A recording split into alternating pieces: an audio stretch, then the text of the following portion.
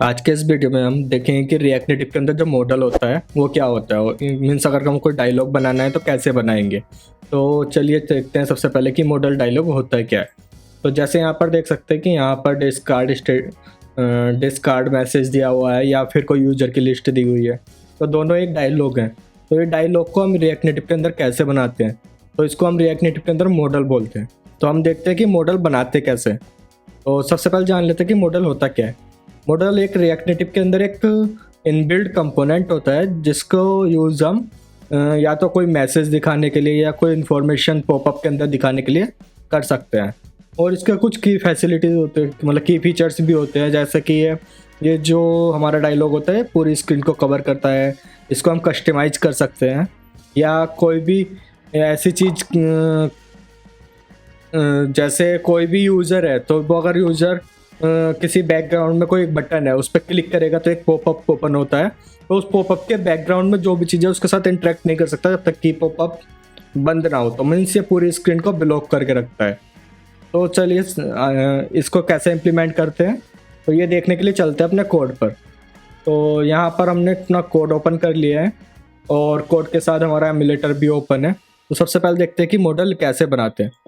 तो ये हमारा प्रीवियस प्रोजेक्ट है, इसी में हम इसको इम्प्लीमेंट करेंगे। तो यहाँ पर सबसे पहले देखते हैं कि बनाते कैसे। तो हमारे जो हमारा मॉडल है वो रिएक्ट नेटिव के अंदर ऑलरेडी एक इनबिल्ड कंपोनेंट होता है। तो सबसे पहले हमें मॉडल लेना होता है। तो हमने यहाँ पर मॉडल इंपोर्ट किया। आप देख सकते हैं यहाँ पर मॉडल रिएक्ट नेटिव से इंपोर्ट हुआ है और इसको हम क्लोजिंग टैग के साथ कंप्लीट करेंगे। तो ये हमारा यहाँ पर जो मॉडल है ये रिएक्ट नेटिव से इंपोर्ट हो गया, इसको हमने यूज़ किया। अभी इसकी कुछ प्रॉप्स होती है। प्रॉप्स क्या क्या होती है, जैसे विजिबल, एक प्रॉप्स होती है विजिबल, और फिर इसको विजिबल के अंदर हम ट्रू या फॉल्स पास कर सकते हैं। तो हमने जैसे किया यहाँ पर ट्रू, तो ये विजिबल रहेगा। और ट्रू के बाद जैसे इसकी दूसरी प्रॉप्स होती है कि ट्रांसपेरेंट, हम एक प्रॉप्स यूज करते हैं ट्रांसपेरेंट। तो ट्रांसपेरेंस में क्या होगा, तो यहाँ पर ट्रांसपेरेंट में क्या होगा कि ट्रांसपेरेंट के अंदर जैसे अगर हमने ट्रू किया तो जैसे यहाँ पर देख रहे थे, यहाँ पर क्या था, ये बैकग्राउंड में जो है ट्रांसपेरेंट दिख रहा है, मतलब कुछ ना कुछ दिख रहा है। तो ये ट्रांसपेरेंट इसके लिए होता है, अदरवाइज वाइट दिखेगा। तो हम इसको चेंज कर देते हैं, फिर से कोड पे आ जाते हैं अपने। तो हमने कोड पर आ गए, यहाँ पर हमारा कोड, तो हमने यहाँ पर ट्रांसपेरेंट दे दिया है। ट्रांसपेरेंट के बाद में हम एक प्रॉप्स और देते हैं एनिमेशन टाइप, मतलब किस टाइप का एनिमेशन इसके अंदर यूज़ होगा। तो हमने वो किया स्लाइड। हमारे पास कुछ एनिमेशन होते हैं यहाँ पर, जैसे पेड है, नन है या स्लाइड है। तो हमने स्लाइड यूज़ कर लिया है। अभी इसके अंदर क्या होता है, इसके अंदर हमें एक व्यू देना होता है। वो व्यू क्या करता है, जो भी हमारा यूआई है उसके अकॉर्डिंग वो यहाँ पर यूज़ होगा, मतलब जो भी ड्रॉ करेंगे वो होगा। तो यहाँ पर हमने एक व्यू ले लिया, इसको हम स्टाइल दे देते हैं। स्टाइल हमने किया, इसको हमने दे दिया फ्लैक्स, यहाँ इनलाइन स्टाइल दे देते हैं हम, फ्लैक्स 1 किया। और इसके बाद जो भी हमारा कंटेंट रहेगा वो सेंटर में चाहिए, तो जस्टिफाई कंटेंट सेंटर कर दिया हमने। उसके बाद में हमें उसको वर्टिकली भी अलाइन करना है, तो हम अलाइन आइटम सेंटर कर देते हैं। अलाइन आइटम सेंटर किया हमने। यहाँ पर अलाइन आइटम को सेंटर करने के बाद में फिर हम इसका कुछ बैकग्राउंड कलर दे देते हैं। बैकग्राउंड कलर अगर नहीं भी देंगे तो भी चलेगा, बट हम एक बैकग्राउंड कलर दे देते हैं। तो वो एक लाइट बैकग्राउंड दे देते हैं। तो हमने बैकग्राउंड दे दिया RGBA। RGBA में हम पास कर देते हैं, हमने क्या किया 0 0 0, और इसकी जो ओपेसिटी है उसको 0.5 कर देते हैं। तो हमारा ये हो गया, इसको हम सेव करते हैं। तो उसके बाद में हम अभी क्या करते हैं, यहाँ पर एक और व्यू बनाते हैं अंदर, जो हमारा बटन्स और ये सब शो करेगा। तो हम एक व्यू ले लेते हैं, व्यू, और व्यू के बाद में हमने यहाँ पर क्या, इसको व्यू के अंदर जो भी हमें टेक्स्ट देना है वो दे देते हैं टेक्स्ट। और यहाँ पर हमने टेक्स्ट किया। अभी यहाँ पर कुछ भी लिख लेते हैं, हेलो फ्रॉम डायलॉग कर देते हैं, डायलॉग या मॉडल। तो ये हो गया हमारा। वो टेक्स्ट यहाँ पर ऐड दिखा रहा है, कोई टेक्स्ट इंपोर्ट नहीं है, तो टेक्स्ट को इंपोर्ट कर लेते हैं यहाँ से। तो हमने यहाँ से टेक्स्ट को इंपोर्ट किया। हमें एक बटन भी चाहिए होगा इसका शो या हाइड करने के लिए, तो एक बटन भी ले लेते हैं यहाँ पर। यहाँ पर हमने किया, एक बटन दे देते हैं, बटन, और इसका टाइटल होगा, बटन की प्रॉप्स होती है टाइटल। तो टाइटल के अंदर हमें देना होगा शो पॉपअप। शो मॉडल कर देते हैं, यहाँ पर शो मॉडल किया। और इसके बाद हमारा एक प्रॉप शो होगा जो हमारा ऑन प्रेस होगा।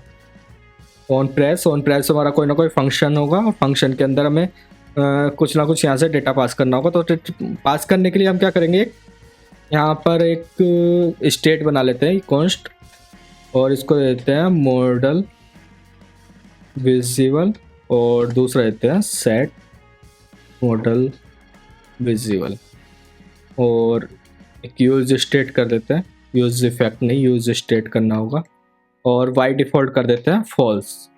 अभी जो ये मॉडल विजिबल है इसकी स्टेट हम यहाँ से अपडेट कर देंगे। जैसे हम क्लिक करें तो सेट मॉडल विजिबल कर देते हैं ट्रू, और यहाँ पर भी हम ये प्रॉप पास कर देते हैं, तो स्टेट पास कर देते हैं। तो यहाँ पर हमारे पास बटन आ गया, जैसे हम इस पर क्लिक करेंगे तो एक पॉपअप आना चाहिए। तो यहाँ पर देख सकते हैं एक पॉपअप आ रहा है, बट ये हमें दिख नहीं रहा है। तो इसको हम क्लोज करने के लिए बैक कर देते हैं। अभी बैकवर्ड नहीं कर रहा, कोई बात नहीं, यहाँ पर एक बार सेव कर देते हैं इसको। यहाँ पर हम थोड़ा स्टाइल कर देते हैं जब तक इसको हो जाता, जब रिफ्रेश करेंगे तो क्लोज हो जाएगा ऑटो। तो हम यहाँ पर स्टाइल कर देते हैं, और स्टाइल के अंदर हमने दे दिया है यहाँ पर सबसे पहले स्टाइल के अंदर हम एक बिट दे देते हैं जो मिनिमम बिट रहेगी। तो हमने इसको बिट दे दिया एक 300, और पैडिंग कर दिया हमने 20, और बैकग्राउंड कलर कर दिया हमने वाइट। अभी देख सकते हैं यहाँ पर जो कुछ भी बैकग्राउंड नहीं आ रहा था, उसका हमें एक बैकग्राउंड कलर अपने अकॉर्डिंग रखना होगा। तो हमने यहाँ पर वाइट किया। वाइट करने के बाद में हमारी बॉर्डर रेडियस आ जाएगी।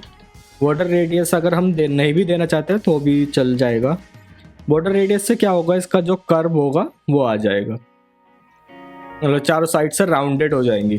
तो राउंड करने के लिए हम 10 किया यहाँ पे। तो अभी हम इसको सेव करते हैं तो हमारा ये पॉपअप दिख रहा है।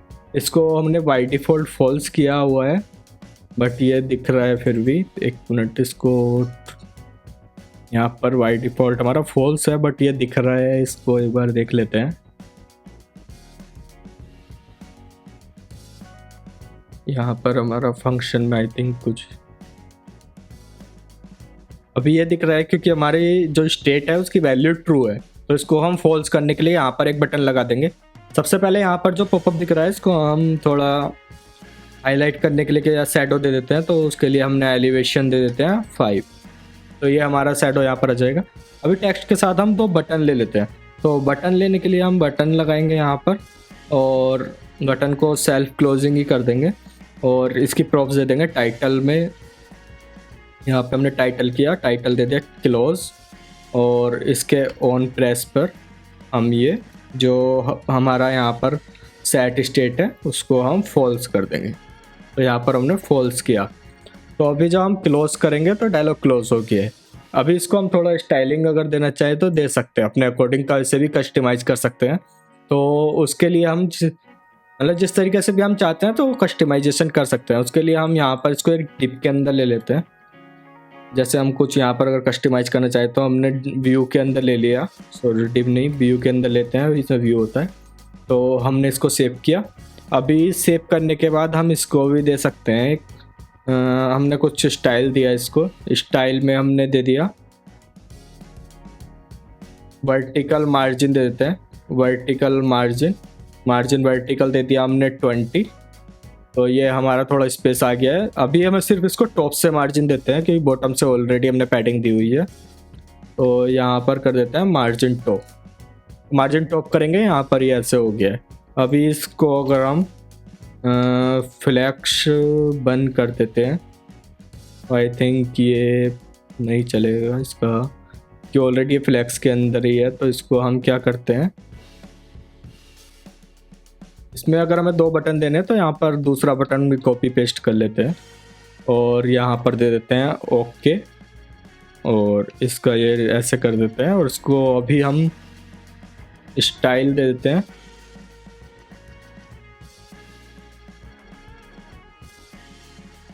स्टाइल ऑलरेडी दिया हुआ है, इसी को हम वो करते हैं, यहाँ पर देते हैं। तो हमने फ्लैक्स किया 1, और जस्टिफाई कंटेंट किया है स्पेस बिटवीन किया, सेव किया। अभी ये हमें दिख नहीं रहा है तो इसका हम देख लेते हैं यहाँ पर हमने यहाँ पर फ्लैक्स डायरेक्शन लगा देते हैं। फ्लैक्स डायरेक्शन हमने लगाया यहाँ पर रो, और एक कॉलम आएगा यहाँ पर, रो नहीं कॉलम में हमें दिखाना है। तो ये कुछ अच्छा कोमा मिसिंग है, यहाँ पर हमने सेव किया तो अभी ये आ जाना चाहिए था। फ्लैक्स डायरेक्शन कर देते हैं, फ्लैक्स डायरेक्शन किया हमने इसको रो, और इसको अभी हम सेव करते हैं। यहाँ से अगर हम फ्लैक्स रिमूव कर देते हैं तो आई थिंक वर्क करना चाहिए। हाँ अभी ये वर्क कर गया। फ्लैक्स डायरेक्शन हमने रो किया, ओके। और ये इसको हम अगर थोड़ा बटन को स्टाइल कर दें तो बटन को स्टाइल देने के लिए यहाँ पर हम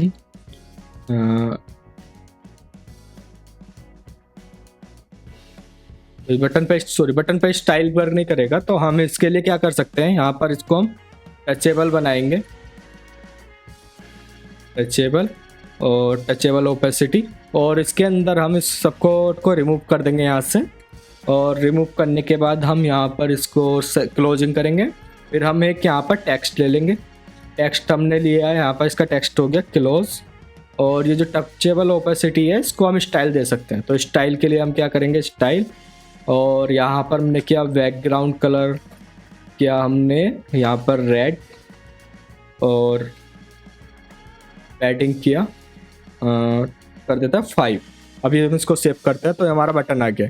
अभी टेक्स्ट को भी हम थोड़ा कलर देते हैं, स्टाइल किया, और स्टाइल के बाद हमने किया यहाँ पर इसको स्टाइल में हम सबसे पहले हमें देना होगा इसका कलर, तो कलर दे देते हैं। कलर हमने दिया वाइट और सेव किया। यहाँ पर देख सकते हैं ये जो क्लोज है ये हमारा रेड बैकग्राउंड है, और अगर इसको हम रेडियस देना चाहें तो रेडियस भी दे सकते हैं।